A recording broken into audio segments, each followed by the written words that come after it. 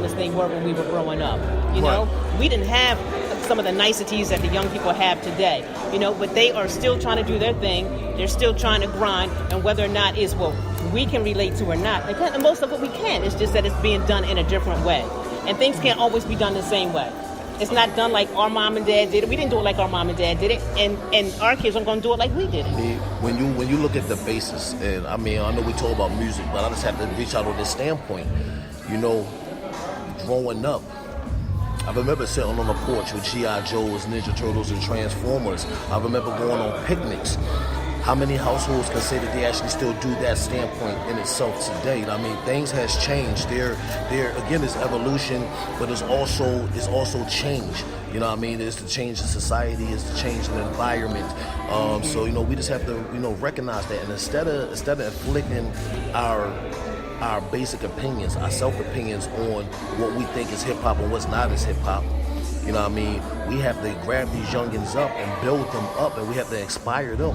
You know what I mean? Even when we wasn't inspired, we always had that one person that inspired. You know what I mean? But as a culture, we have to inspire one another. I always pose the question. People talk about mumble rappers in today's society of music. You know, we call them mumble rappers because we can't understand nothing that they say. Right. That's true fact. Yeah, facts. Like I like Designer. I love Panda when it first came out. I love Timmy Turner when it first came out, and the fact that he made songs that went against the grain and changed the, you know what I mean? Changed the game. Changed the game with 8 bars. But here's the thing. Busta Rhymes had a song called "Put Your Hands Where My Eyes Can See." He also had a song called "Dangerous." So if them two songs didn't come out in the early 2000s, but came out in today's society, would we say that's mumble rap? See, I posed this question. I actually put this on Facebook, and people's like, no, that was just hotness. That was just, you know what I mean? That was this, that, and the third. But see, we as a people, we pick and choose what we like and what we dislike, and we say, like, you know, but like, yo, like, there was a song with Busta Rhymes, Twista, Lazy Bone, and Jazzo called 60-Second Assassin. So I pose a question. Y'all can't tell me that this is not mumble rap. Even though it came out in our era, mumble rap has always been around. We just didn't have a title at that point in time. You know what I mean? Again, we live at the fascination of, you know what I mean, of titles. Like, yo, like, no, that was just talented, man. That was just golden era forefathers. Nah, bro. At the end of the day, that was mumble rap. See, the thing about it, man, everything revolves around a cipher. A cipher is a circle. What starts at the beginning still has no end. It just goes around. That's why you had afros coming back. That's why you have dashikis coming back. That's why everybody's rocking the African medallions that we used to rock in the late 80s, early 90s. Everybody's rocking picks with the black fist. Everything was shall come back around again. You know what I mean? It just changed. It changes with the way that it's used. You know what I mean? And it changes with the people that is you know what I mean, is putting the change on it. So yeah. You know what I mean? We just have to stop hating on the youngers. Everything ain't meant for us. We old. We grown now. We like what we like. We stuck in our ways. But that doesn't mean that we can't uplift and we can't inspire. You know what I mean? Let's teach these youngins. You know what I mean? And they're going to do it their way, but you know what I mean? We still can put them on the right path. Exactly. So what do you say to the young person who wants to do what you do? What is your recommendation in terms of what they should try to do first? Is there a certain order of things to be done? Learn your history. You can't be a part of something that you don't know of. If, like, you know what I mean, when it comes to, I don't believe in religion. I believe in relationships with the Most High. But I can't be a part of that if I don't learn it and I don't understand it. You know what I mean? So even in rap music, when I first started, I had great teachers. I had great mentors. That's the one thing that we don't do today. Everybody just a rapper. You know what I mean? Yesterday they were selling drugs, now they're a rapper or they're a basketball star. But understand, I mean, whatever you're going into, you have to understand exactly what you're getting into. Once you understand it, have a consistent grind. And don't just be stuck in one place. You know what I mean? Like, do music, be a rapper, be an actor, you know what I mean? Be an entrepreneur. Again, case in point, look at where we are today. The entrepreneurship that we even watching right now. We have to be multifaceted in everything that we do. You know what I mean? Absolutely. And the very most important thing that I can tell anybody, don't just settle for just being what you want to be. You know what I mean? Understand, when you have a platform like this, you are the voice of the people. We have responsibilities. let's not just use these responsibilities when it's good for us. If a person is killed by the cops, don't just be like, oh, we want to do a song. Like, nah, be a voice of the people all the way around. Let's not dumb down. Let's not dumb down.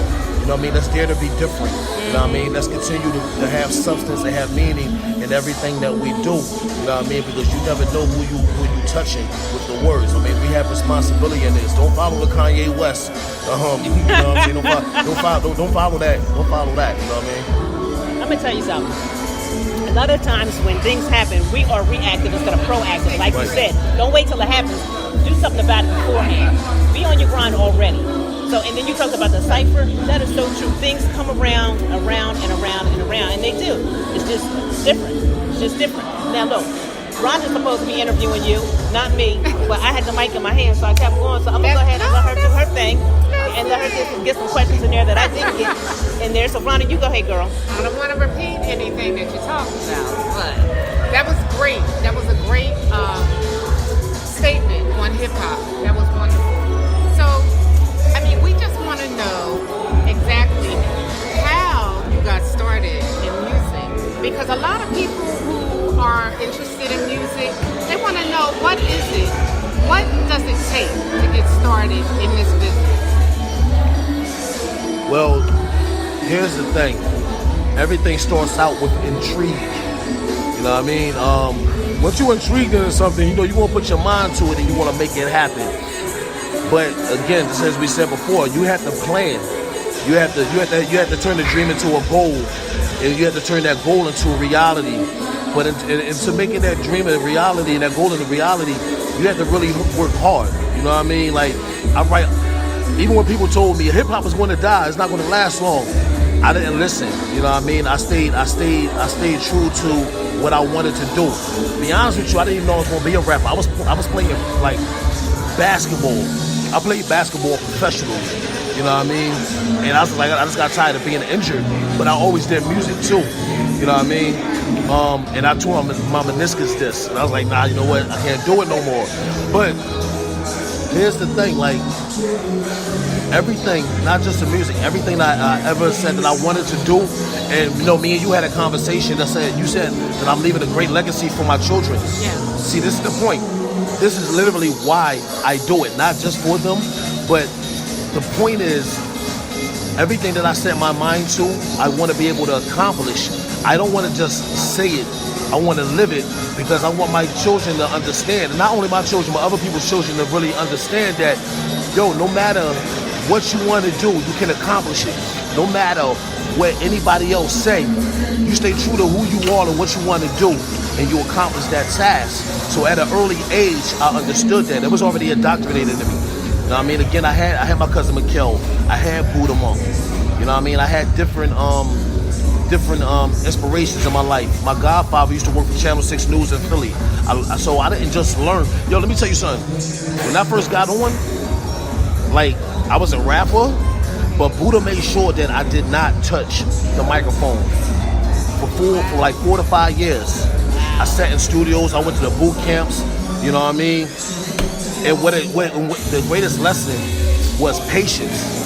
But during the time of patience, I learned what this button did by the engineer. You know what I mean? What that did. So it was basically like the original Karate Kid. You know what I mean? You paint this fence, and at the end of the movie, you want to know karate. You know what I mean? But you're not understanding that you're being taught a lesson. You know what I mean? But again, even with that, now I'm not only learning how to be an artist. Now I'm learning how to be an engineer. You know what I mean? Another great utensil, again, a great mentorship, man. We miss it in today's music. Oh my God. My first management was On the Verge Entertainment. I will never forget the day where this is where I knew I became serious about it. Sean Grant was one of the managers. Demond Butler was the other manager. Sean used to work for the government doing finances. My boy Trigg worked for JP Morgan and Chase, right? You know, that's all finances. Oh yeah. Sean Grant handed me a book. I always read the Bible. Right. So he said, yo, this is your Bible. But what he did was, he took the cover off of the book. He said, I want you to read every page. And I don't want you to read it one time. I want you to read it all the time. When I opened up the book, it was a book of contracts set for the music industry and beyond. So at the age of 17, 18, I vividly, this is before the internet was popping, I had a book of contracts, and I learned those books. I wasn't driving. I remember sitting on the train, whether I was on the New York train, I was on the Philly trains. I remember putting earphones on, listening to music, and reading this book. Wow. And I was infamous for being on the trains, reading the Bible and Qurans and everything, right? But I took this book and I studied. And that's what I mean. Like, you have to be so indoctrinated in what you do. You have to be so focused on what you do. And you have to take ownership of who you really are. You know what I mean? You at first thought, you have to understand that, yo, you know what? I want to be a superstar. But you could never understand that you really are the superstar at the moment that you say, I'm a superstar. Right. At that point in time, as reading the book, I was like, yo, I'm going to be a businessman. A day later, it was like, yo, you know what? I'm a businessman. You know what I mean? So like, yo, I don't give no Bible lessons out. But the Bible speaks of the power of tongues. That's right. It says there's life and death in the power of tongues. So if you speak life, you give life. You speak death, death shall happen and it shall be upon you. So you always speak positive over negative. And everything that you speak, you have to understand that it is made into existence. Yes. So understanding that at a young age, I understood that, you know what I mean, everything that I speak shall come forth and it shall manifest as long as I speak it, as long as I believe it, as long as I have faith in it, and as long as I walk that path. Right. Wow. That is so true. That's so true. That is so beautiful. true. Yeah. What a great lesson for everyone out there.